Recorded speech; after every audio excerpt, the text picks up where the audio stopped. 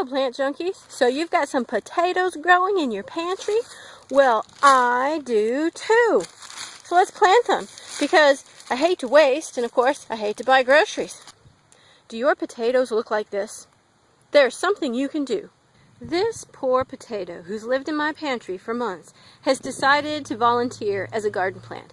This one had 3 eyes, or 3 viable eyes, and you can see there are 3 plants coming out of it.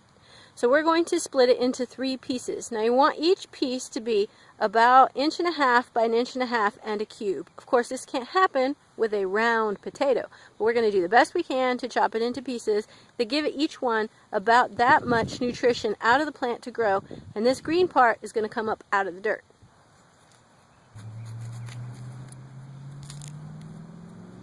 I did manage to break off one of the plants. It's a tragedy, but we're going to try to make him grow anyway. We'll just bury him. If you look really closely, there are little white knobs coming out of the bottom of his stem. Those are roots trying to grow. So we'll just stick them under the dirt, tamp them in, give them a shot. For the pieces that are left, I'm going to dig a hole. I already loosened the dirt earlier. It's in a raised bed. I just built it last year, so the dirt is not astonishingly good. Look, there's a piece of crabgrass. But I'm going to dig a hole. I'm not going to dig it too deep. Maybe 2/3 of my trowel deep. I want this to go green side up. Come on, cat, get out of the way. And we're going to bury it. We're going to use the best soil we can find. In this case, some dead plants that died. They've been solarized, which means the sun has killed off whatever things might have been in that dirt. And then we're going to plant around it like this. And as the plant gets bigger, we're going to come back with some more compost. And probably some hay and grass clippings, things like that, to go on top to keep it good and loose, and to keep it producing potatoes close to the soil, because the closer to the soil they are, the less I have to dig to get them out. Now our first potato is here. See it? So we're going to do maybe 2 hand lengths away, and this is where we're going to put our second potato. Want to make sure it's in good, soft, pliable, easy to dig soil, because I don't want to have to dig out through the Georgia clay later. That can be just really difficult, time consuming. You'll be sore the next day. It could replace a gym membership with no problem at all. Going to keep this little tab just above the surface, make sure it gets some light. Tamp it just a tiny bit. Move on to the next one. And this is the only part that takes any sort of judgment. But for instance, here we have 2 plants, so we're going to cut this one in half. Here, we really just have 1 plant, so we'll probably plant this one just the way it is.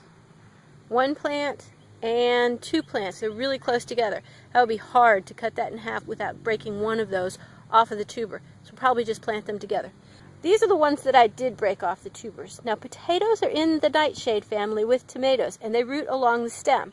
The good news is the tubers grow on the roots, so as they root along the stems, the tubers come out and form little potatoes. So this one has 2 plants coming out of 1 tuber. We're going to cut this tuber in half, make it into 2 plants. Ah! Ah! She's cutting me in half! Ah! Make it stop! Make it stop! I'm doing what's best for you, tuber. You'll thank me when you're a grown-up. Now, an important step when you're planting potatoes, or almost anything else, is to mark the potatoes that you've planted with a stick. Now, I know you're thinking, I'm going to remember where I planted the potatoes. It's sticking up right there. But in a week, you're not going to remember, and you're going to mow over it or something like that. So protect your assets. Go ahead and mark where you put it with a stick. So when you come back to check it, you don't have to dig up the whole bed thinking it's dead. You find the stick, and you find the sprout, and you go, there it is. 1 potato, 2 potato, 3 potato, 4, 5 potato, 6 potato is all I have. 6 potatoes. There you go, sweet little potatoes. Potatoes don't like the heat, so they're going to do really well now in the spring when it's cool. And then in the summer, when they start to die, that's our clue that it's time to dig the potatoes. Between now and summer, when we dig these potatoes, they're going to need to be weeded. You can mulch them. That helps keep the potatoes closer to the surface, and they are going to need some fertilizer. Anything that turns yellow needs fertilizer. That's sort of the way the plant lets you know that it's hungry. It turns yellow. There it is, potato bed. Thanks for coming by. Leave a comment below and I will answer questions.